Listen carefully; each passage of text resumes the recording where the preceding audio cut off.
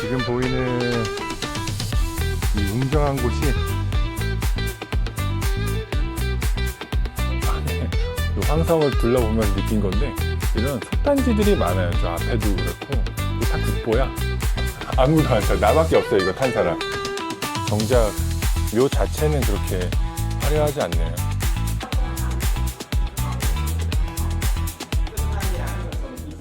여기 VIP 캐빈이 있고 그냥 일반 슬리퍼가 있는데, 일반 슬리퍼는 엄청나게 불편하네요. 이게 줄이 세 줄이 있어요. 이렇게 세 줄이. 그리고 엄청 좁아. 뭐 한 명 겨우 누울까 말까고. 에어컨도 잘 안 되고 엄청 불편하네.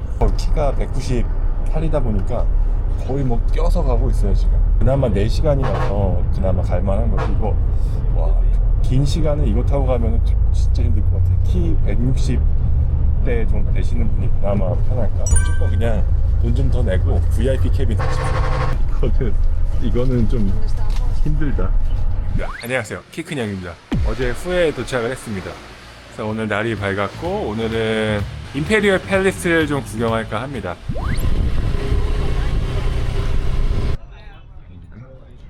지금 보이는 이 웅장한 곳이 베트남 마지막 왕조인 응우엔 왕조의 심장, 후에 옛 황궁입니다. 응우엔 얘기 많이 들어보셨죠? 뭐 베트남 사람 하면 다 응우엔이다 막 그런 얘기 하잖아요. 한국은 다 김씨가 제일 많듯이 왕조의 그 성을 따서 응우엔이 제일 많은 것 같아요. 그래서 한국으로 따지면은 여기가 경복궁인 거예요. 경복궁 전체 형태는 중국의 자금성을 좀 영향을 받았다고 합니다. 뭐 완전히 따라한지는 모르겠지만 생긴 것부터 약간 좀 누리끼리 저렇게 한 게 좀 비슷하게 생겼죠. Buy ticket here? 캐시 온리 현금만 받는다고 합니다. 200이네요. 200. 200이나 주고 사면은 자그마한 맵이라도 하나 주지. 할까? 오디오 가이드? 제가 여기 정보를 전혀 아는 게 없어서 이거라도 들어야지만 좀 이해가 좀 될 것 같아요. 그래서 하나 하려고요. Well, do you have WhatsApp? Oh yes, I have. WhatsApp is okay. 음. Can you hear information? Then stop. 아, 오케이. Thank you. When you go inside, you go upstairs first, on the left. 오디오 가이드 하나 했습니다.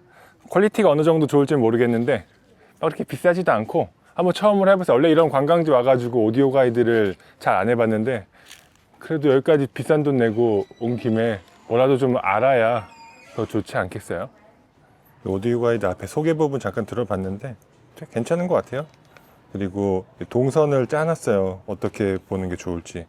빨간색 동선은 전부 다 보는 거고, 초록 색깔 그리고 파랑 색깔 순으로 중요도 순으로 이렇게 해놨나 봐요. 파랑 색깔이 가장 중요한 것만 쓱 보고 가는 것 같아요. 근데 저는 뭐 어차피 시간도 많으니까 빨간색으로 천천히 다 둘러보겠습니다. 옥새들이 이렇게 있네. 다 금은 아니겠지? 진짜 금인가? 옥새가 왜 이렇게 많아? 한 명이 하나를 가진 게 아닌가? 패턴도 이렇게 볼 수 있도록 이렇게 밑에 해놨구나. 잘 만들어 놨네. 왕실에서 각 행사를 진행하던 대조원이라는 공간인데 관직 등급에 따라서 앞쪽부터 이렇게 쭉 이렇게 섰던가 봐요. 정 뭐 사품 뭐 이렇게 써 있네. 그리고 왕은 저기 앞에 태화전이라고 하거든요. 태화전 쪽에 이제 있고, 여기서 왕이 돼가지고 태화전에서 이렇게 자기 앞에 이렇게 부하들이 이렇게 쫙 서가지고 뭐 감축드립니다 막 그러고 막 이러면은 얼마나 기분 좋을까요? 태화전의 태자는 강한 그런 힘을 의미하고, 그 화자는 조화를 의미합니다.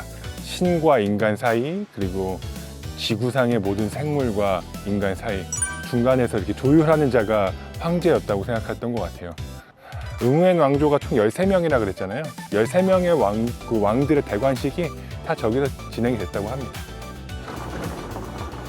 뭐 어떻게 이용하는지 모르겠지만 카트 같은 것도 있나 봐요.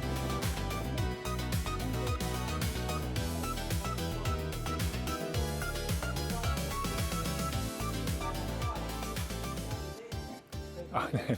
그 황성을 둘러보면서 느낀 건데 이런 솥단지들이 많아요. 저 앞에도 그렇고, 그리고 다 국보야. 이 솥단지 하나하나가 뭔가 그 베트남 왕조의 승전을 기념하거나 아니면 왕권의 그런 강력함, 그런 것들을 나타내는 거라고 해요. 이 앞에 보이는 거는 세조묘입니다. 세조묘. 역대 응우엔 왕들, 황제들의 위패를 모시고 제사를 지내는 곳이에요. Can I go in? No? 여기 들어가는 건 안 되나 봐요. 여기는 광덕문이라고 이 도자기 깨진 것 같은 걸로 이렇게 모자이크처럼 이렇게 장식을 해놨어요. 이 재활용인지 뭐 어디서 잘못 만든 거 뽀개가지고 재활용한 건가 모르겠는데, 여기 보시면 다 이런 식으로 이렇게 이어 붙여가지고 해놨어요. 멀리서 보면은 교회에 있는 그런 스테인글라스 같은 거 있잖아요. 약간 그런 느낌도 좀 나고 그래요. 멀리서 보면. 이쪽은 왕대비 침전인데 손님들이 왔을 때 접견하는 접견실 정도만 공개를 해놓은 것 같습니다. 화려하네요. 색깔도 그렇고 이런 거 자꾸 보다 보면은 중국의 청나라랑 되게 비슷하다고 느껴지네요. 다 구글맵 보니까 현재 위치 엄청 잘 나오네. 이거 보면서 좀 매칭을 해볼 거야. 저는 이거 지도만 보면서 가느냐고 이상한 데로 가고 몇 번 왔다 갔다 했어요. 이 구글맵 보니까 내 위치 엄청 잘 나오네. 처음부터 구글맵이랑 같이 볼 걸. 햇빛이 아주 짱짱하구만요.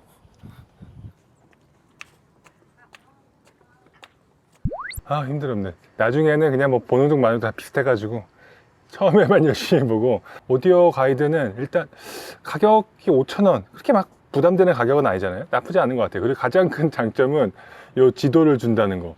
아니 그냥 들어가면 이 지도를 안 줘요. 오디오북을 해야지만 줘. 그래서 각각이 뭐가 뭔지 이렇게 이름이 나와 있어서 전 그게 제일 좋았던 것 같아요. 아이고 땡볕 오진다. 아, 시야가 뻥 뚫리네. 예. 예. 아, 160이시래. 이렇게 거리를 돌아다니면은 키 좀 대보자고 이렇게 대시는 분이랑 키 몇이냐고 물어보시는 분들이 되게 많아요. 뭐 이제는 익숙합니다. 황성에서 오토바이 타고 띠엠무 타고 다니는 데로 왔습니다. 이건 따로 입장료가 있진 않네요. 거의 뭐 요 7층 석탑 요거 보러 오는 거라고 보시면 돼요. 이 각 층마다 부처님이 모셔져 있는데 가려져 있어가지고 잘 보이진 않네요.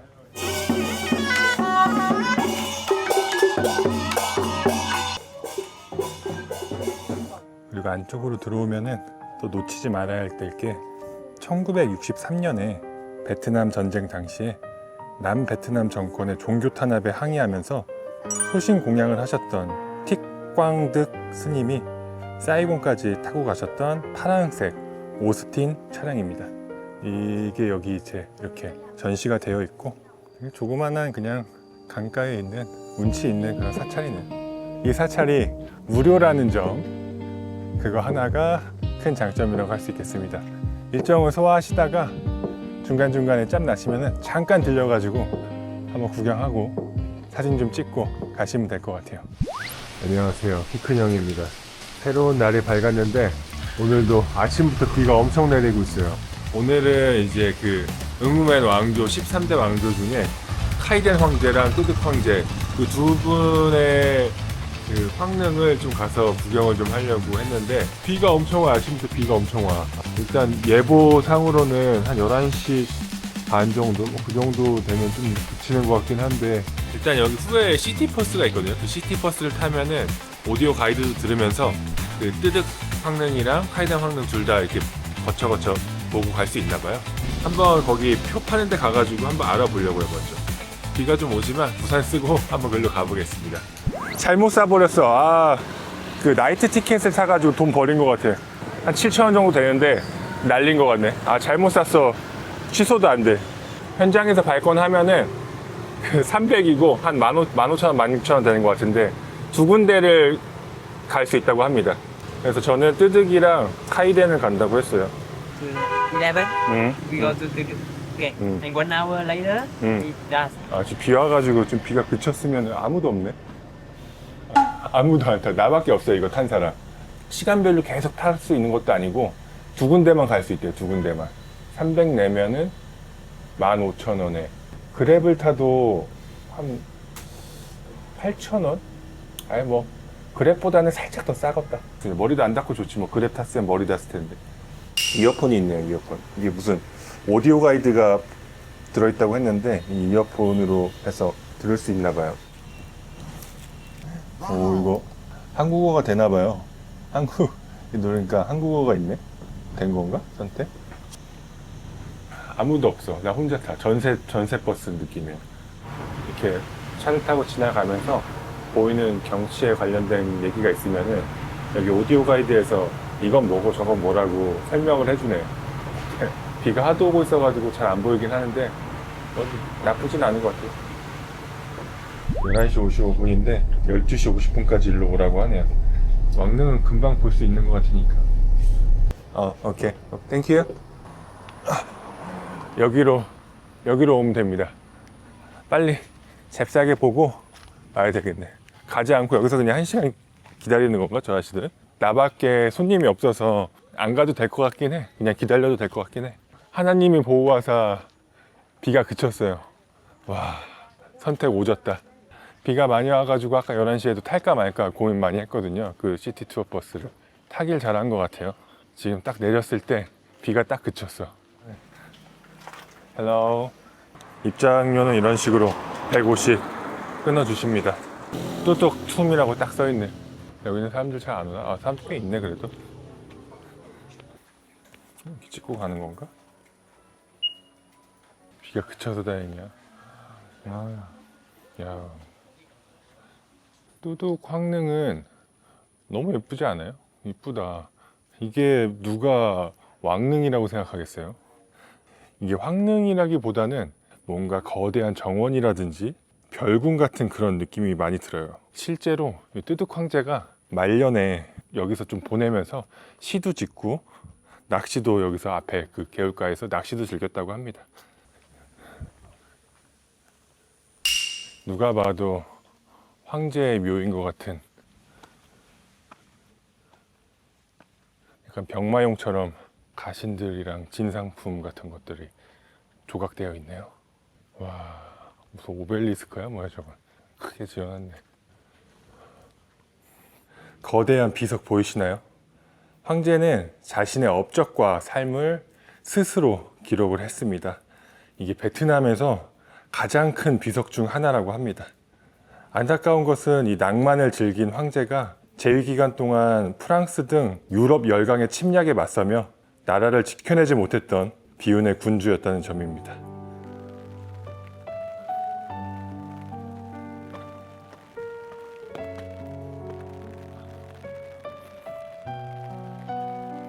여기가 이제 황제가 묻힌 묘인가 보네요. 정작 묘 자체는 그렇게 화려하지 않네요. 그냥 벽돌로 마무리가 된 것 같고, 주변도. 정작 황제 묘 자체는 심플합니다. 응우엔 왕조죠. 응우엔 왕조의 제4대 황제 뜨득입니다. 1847년부터 1883년까지 무려 36년간 재위를 했습니다. 그 황제 이름 뜨득이라는 뜻은 스스로 덕을 쌓는다는 의미입니다. 황릉의 모든 건축물 이름이 황제의 시 구절에서 따왔을 만큼 이분은 예술과 낭만을 매우 사랑한 황제였습니다. 극 F였던 황제님이셨나봐요. 예술가가 자질이 있으셔가지고 살아생전에 이 능까지, 자기가 묻힐 능까지 3년 동안 막 설계까지 하고, 말년에는 여기 와가지고 시 짓고 낚시하면서 보내시고, 아주 유유자적 한량 스타일이셨구만. 내리자마자 비 그쳐가지고 좋아했더니 결국엔 다시 오네요. 이 뜨득 황제 황릉은 쭉 둘러보고 오니까 럭셔리함, 그런 것보다는 고요함과 평화로움이 지배하는 곳인 것 같아요. 낭만적으로 살았던 분이니까 이런 자연 속에서 진정한 안식을 찾고자 하는 노력이 있었던 것도 같습니다. 저 말고 고객이 없다 보니까 그냥 딴 데 안 가고 여기서 저 그냥 기다리는 것 같아요. 1시간 동안. 만약에 손님이 많으면 순환이 되고 막 다음 버스가 와서 나를 태워가고 막 그러는 건데, 손님이 아무도 없다 보니까 저 관광 끝날 때까지 기다리는 것 같아요. 거의 뭐 차 대절한 느낌이죠. 잠깐만. 저기는 약간 상징적인 그냥 묘소일 뿐이고, 실제로 황제가 어디에 묻혔는지는 아직도 비밀이라고 합니다. 그때 당시에 그걸 관장했던 사람들은 모두 다 죽었다고 하네요. 다 살해를 당했대요. 비밀로 지키려고. 땡큐. 아이고야. 이번엔 2시 10분. 조금, 아까는 1시간 조금 못되게 줬는데, 이번에는 1시간 조금 더 줬어요.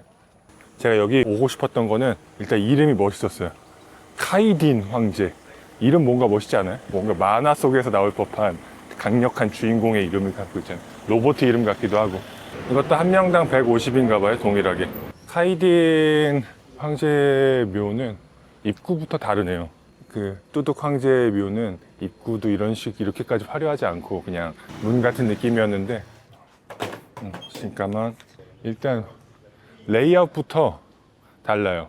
그 뚜둑 황제의 능은 아름다운 그런 정원을 거니는 느낌이었으면은 여기는 분위기가 180도 다릅니다.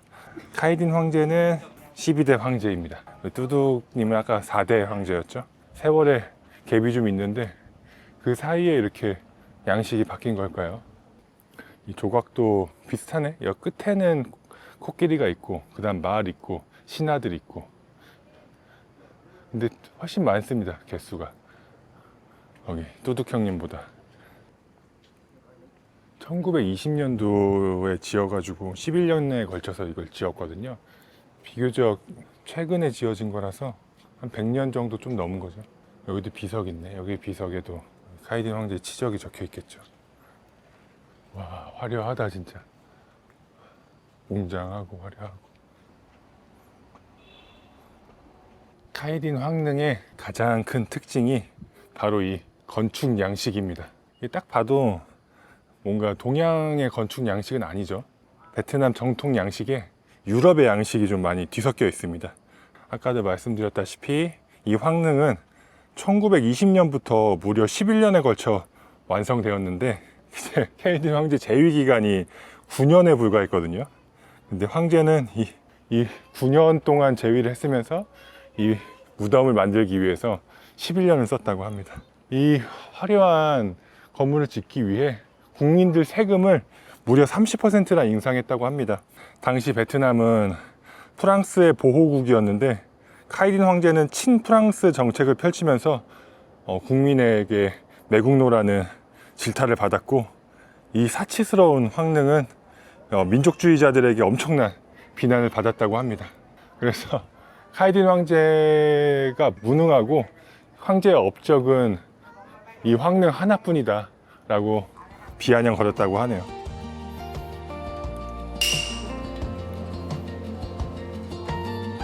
와, 진짜 화려하죠. 진짜 화려해.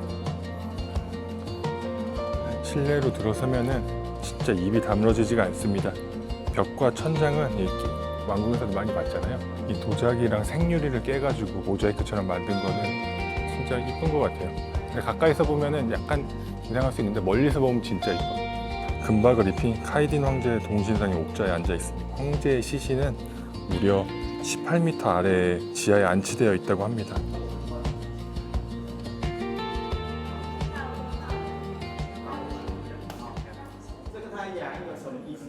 이 뚜둑 황릉과 다른 카이딘 황릉은 어떠셨나요? 멸망 직전 왕조가 국민의 혈세를 끌어모아서 최후의 사치를 벌인 그런 황릉인데, 멸망에 접어들지 않았다고 건재함을 과시하려고 만든 것인지, 아니면 정신 못 차리고 우둔한 황제가 벌인 진짜 폐악질인지, 그것은 모르겠습니다만 화려하고 아름다운 곳인 건 맞는 것 같아요. 근데 그 아름다운 화려함이 치세가 너무 좋아서 돈이 많이 모여서 부린 게 아니라, 그 사치가 국민의 혈세를 모아서 국민들의 눈물, 피로 지어진 마지막 사치라서 약간 복잡 미묘하네요. 이 두 가지 릉을 많이들 가신다 그래가지고 저도 똑같이 한번 와봤는데, 왜 이 두 릉을 선택하고 오시는지 알 것 같아요. 완벽하게 극명한 두 개의 차이를 보여주는 그런 왕릉이었고, 여러분들도 시간 되시면은 황릉 꼭 경험해 보시길 바라겠습니다. 시티버스 아직 시간 많이 남았어. 그러고 보니까 뚜둑 황제 거기는 약간 크게 펼쳐져 있거든요. 그 별장 같은 느낌이라서 걷는 공간도 많고 한데 얘는 그냥 올라가서 보면 땡이라서 금방 끝나네. 그럼 저는 돌아갔다가 아까 전에 그 티켓 잘못 샀잖아요. 그 시티 투어를 나이트 시티 투어를 잘못 샀는데 그 저녁에 그거 한번 타봐야 될 것 같습니다. 영상 봐주셔서 감사하고요. 저는 또 다른 좋은 영상으로 다시 만나 뵙기를 기대하겠습니다. 다낭에 가신다면 후회도 함께 들러